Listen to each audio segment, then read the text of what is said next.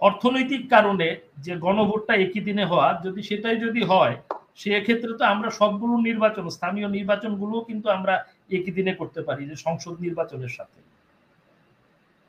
আরেকটা বিষয় হচ্ছে যে সোশ্যাল মিডিয়া, আমরা কিন্তু সোশ্যাল মিডিয়া সবাই দেখি। সোশ্যাল মিডিয়াতে আমরা যে ফিডব্যাক পাই এটা সবাই দেখে, প্রত্যেকটা রাজনৈতিক দল দেখে, রাষ্ট্রের যারা ক্ষমতায় আছে বর্তমান ইন্টারিম গভর্নমেন্ট তারাও দেখছে। সোশ্যাল মিডিয়ার ফিডব্যাকটাকে কিন্তু, যে সোশ্যাল মিডিয়ার ফিডব্যাক এখন কিন্তু সবকিছু শুনেছি। প্রথম যেটা বললেন মনির ভাই, যে হা না ভোটে যে 4টা পয়েন্ট আছে, আসলে এই বিষয়গুলো নিয়েই কিন্তু কনফিউশন তৈরি হয়েছে। যে আমি আমার বক্তব্যের শুরুতেই বলেছি যে আমি প্রথম দুটো বিষয়ের উপরে আমি হা দিলাম এবং পরবর্তী দুটো বিষয়ের উপর আমি না দিলাম। তো সেখানে জটিলতা তৈরি হবে, কারণ ব্যালট পেপারে কিন্তু আমি যে ইয়েটা বললাম যে আপনি এই নিচের 4টা বিষয়বস্তুর উপরে আপনি একমত পোষণ করেন কিনা, হা অবলিক না, কিন্তু 4টা বিষয়ের কিন্তু আলাদা আলাদা হা বা না নেই। সুতরাং এই বিষয়টা অবশ্যই এটার একটা ফিডব্যাক যাবে। এটা দেওয়ার পরে যে সরকারের যে যে পর্যায় থেকে এই বিষয়গুলোকে দেখভাল করা হচ্ছে, ডেফিনেটলি এগুলোর উপরে স্পষ্টীকরণ করা হবে এবং এগুলোর যথাযথ ব্যাখ্যা দেওয়া হবে। আর আরেকটা বিষয় হচ্ছে যে রাজনৈতিক দলগুলো আমরা দেখেছি, বিশেষ করে গত 16 বছরে রাজনৈতিক দলগুলো অনেক আন্দোলন করেছে। আমরা রাজনৈতিক দলগুলোর আন্দোলন দেখেছি 2014 নির্বাচনে, 2024 নির্বাচনে।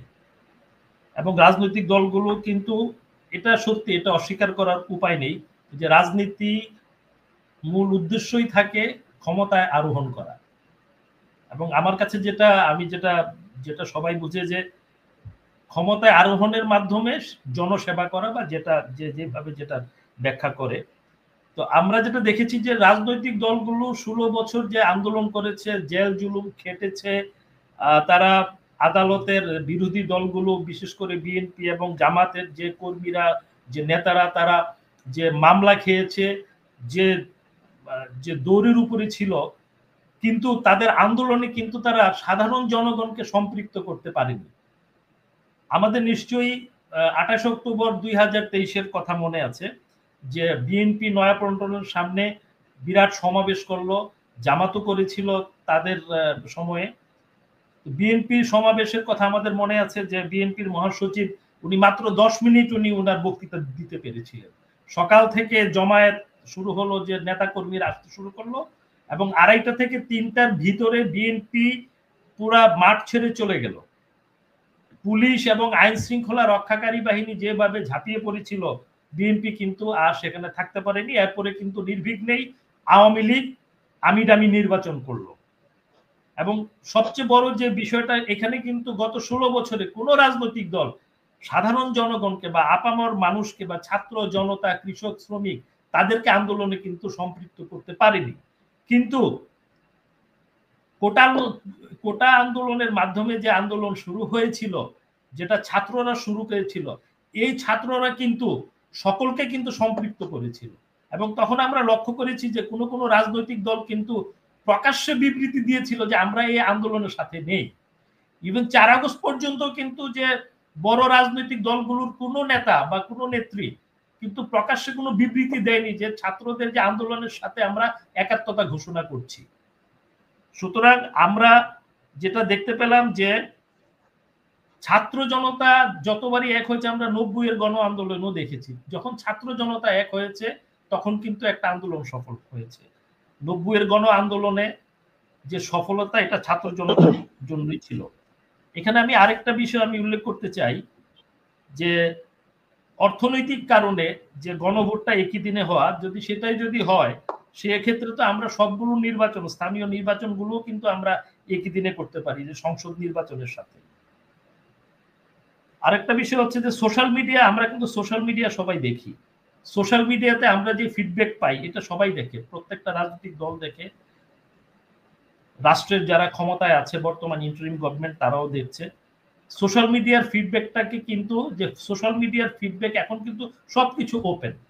আমরা 1980 সালে বা 1977 সালে ঢাকায় কি হতো এই খবর কিন্তু এক সপ্তাহ পরে দেশের জনগণ পেত, কিন্তু এখন সাথে সাথে প্রত্যেকের কাছে কিন্তু তার কাছে নেট আছে, তার সোশ্যাল মিডিয়া আছে। একটা রিক্সাওয়ালা কিন্তু সে যখন 12 ঘন্টা রিক্সা চালায় কমপক্ষে 1 ঘন্টা হলেও সে সোশ্যাল মিডিয়ায় সে ফিডব্যাক গুলো দেখে, সে তার মতামত সে জানায়।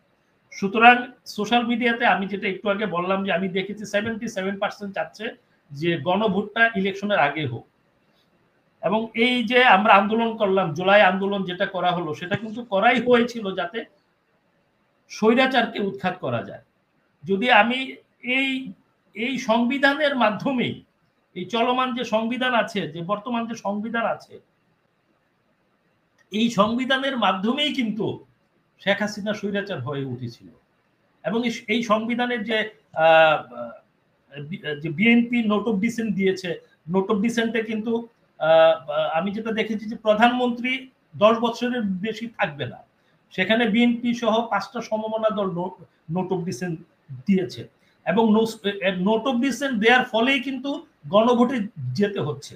যদি নোট অফ ডিসেন্ট দেয়া না হতো, নোট অফ ডিসেন্ট মানে কি, যে আমি নোট দিচ্ছি যে আমি এই মতামতের সাথে আমি দ্বিমত পোষণ করছি, সেটা আমি ইন এ ডিসেন্ট ওয়ে আমি এই নোটটা আমি দিচ্ছি। তো এই নোট অফ ডিসেন্ট দেওয়ার ফলেই কিন্তু যে বিষয়গুলোতে নোট অফ ডিসেন্ট দেওয়া হয়েছে ওগুলোই গণভোটে যাচ্ছে। এটা হচ্ছে আমাদের যে গণভোটের বিষয় যেটা বললাম। আর আরেকটা বিষয় হচ্ছে আমাদের নিরাপত্তা উপদেষ্টা, উনি ভারতে যাচ্ছেন, 19 নভেম্বরে যাচ্ছেন এবং 20 নভেম্বর ওনার একটা মিটিং আছে, এটা হচ্ছে CSC meeting, Colombo's security conclave meeting এটা। এবং আমরা হয়তো অনেকে জানি না, উনাকে কিন্তু অক্টোবরে, গত অক্টোবরে কিন্তু উনাকে এই সম্মেলনের জন্য আমন্ত্রণ জানানো হয়েছিল। এই সম্মেলনের সর্বমোট 5টা দেশ আছে, ভারত, শ্রীলঙ্কা, মালদ্বীপ, মরিশাস এবং বাংলাদেশ। এবং এই সম্মেলনের উদ্দেশ্য হচ্ছে যে ভারত মহাসাগরীয় অঞ্চলে, যদিও আমরা বৃহৎ ভারত মহাসাগরীয় অঞ্চলেরই একটা দেশ, তো